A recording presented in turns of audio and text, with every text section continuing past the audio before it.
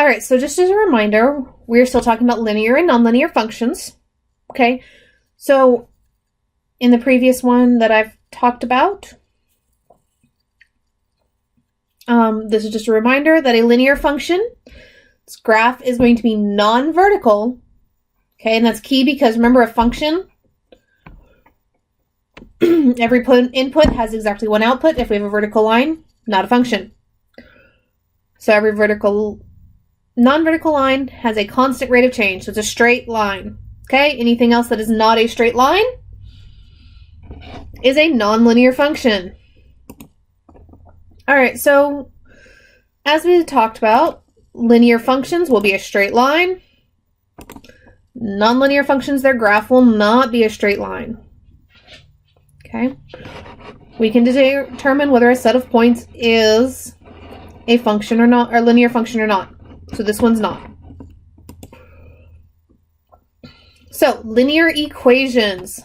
Okay, the key thing is to look at the variable or variables, because most of ours will have two variables. So these are things that the variables may not have. Okay, they cannot have an exponent. If any of my variables have an exponent, it's not a function. Or sorry, not a linear function. They can't be multiplied together, so I can't have an x times a y times a z, c times an a. They cannot be under a radical sign or inside an absolute value. So if I have my variable inside the absolute value or under my radical sign, it is not a linear function. And my variable cannot be in the denominator of a fraction. If it's in the numerator, it's fine. So these right here are some examples. Now, when doing these,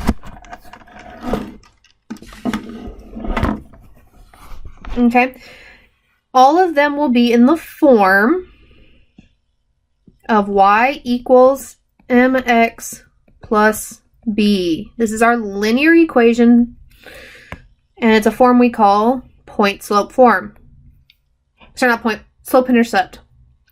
Can't talk today.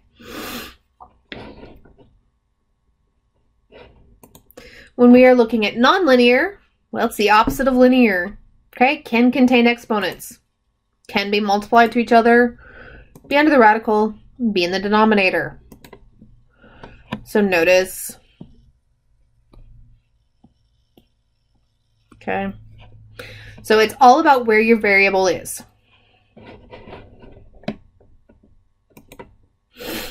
Now, when we're looking at a table, okay, tables for a linear function will show a constant rate of change.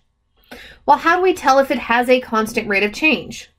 Well, I'm going to look, okay, to get from 0 to 1, I'm adding 1. 1 to 2, still adding 1. 2 to 3, I'm adding 1. 10 to 21, I'm adding 11. 21 to 32, I'm adding 11. And 32 to 43, I'm adding 11. So this one does have a constant. Both my x goes up at a constant rate and my y's go up at a constant rate.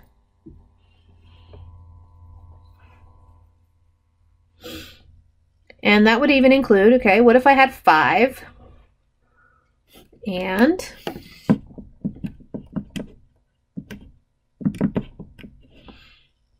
65? Well, this goes up by 2, and this goes up by 22. Well, isn't 22 divided by 2, that's just going to be 11, right? And 2 divided by 2 is 1. Okay, so nonlinear will not have that constant rate of change. And when I say constant rate of change, we're talking about adding, not multiplying. Okay, so -1, I'm subtracting 1 there, subtracting 1 here. So those all go up at the same, or go down in this case. Well, what's the difference between 11 and 5? It's 6. I'm adding 6 there. 21 minus 11 is 10. adding 10 there, and 35 minus 21 is 14. So these did not add by the same number each time. Okay, so that's how we can tell it's not linear. All right, so let's look at this table on the left here. I'm going to start with the top. So 5 to 11 is 6. 11 to 17 is 6. And 17 to 23 is 6. Let me double check. Yes. Okay. 7 to 11 is where you're adding 4. 11 to 15 is adding 4, and 15 to 19 is adding 4. So it is linear because I'm adding at a constant rate. All right, so looking at the one on the right, -3 to 1, sorry, -1, I'm adding 2.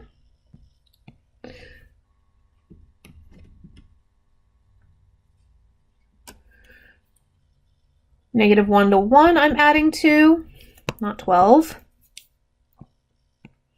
And 1 to 3, I'm adding 2. Okay. Now, to go from 1 to 9, I'm minusing 8. I'm adding 0 to go from 1 to 1, right? And then I'm adding 8. So this one is not linear.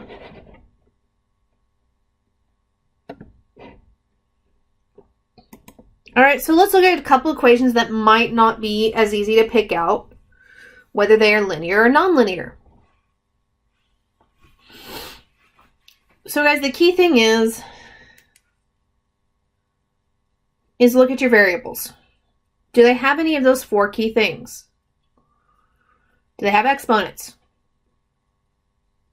So this one on the right, neither one of my y or my x has an exponent, okay?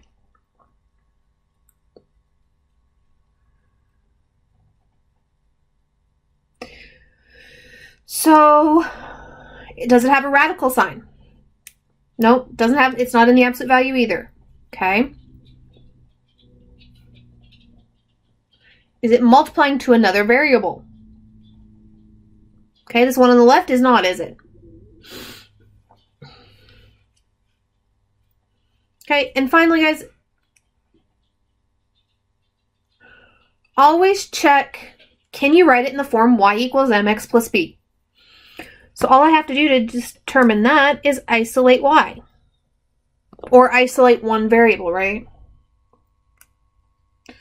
So I'm going to subtract 2 because that's adding to my variable that I want to isolate.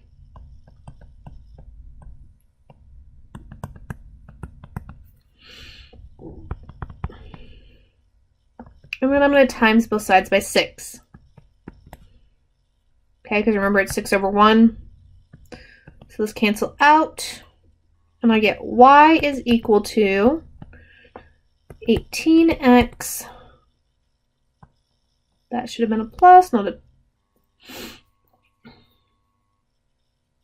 plus 12. So yes, I can write it in the form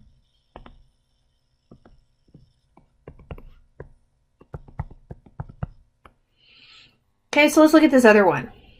So I've got this 4x out here multiplying, so I can distribute that in there, right?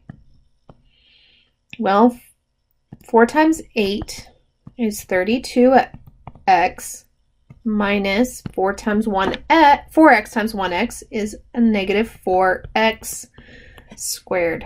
Well, I can't write that in y equals mx plus b because this right here. So this one over here is linear. This one is nonlinear.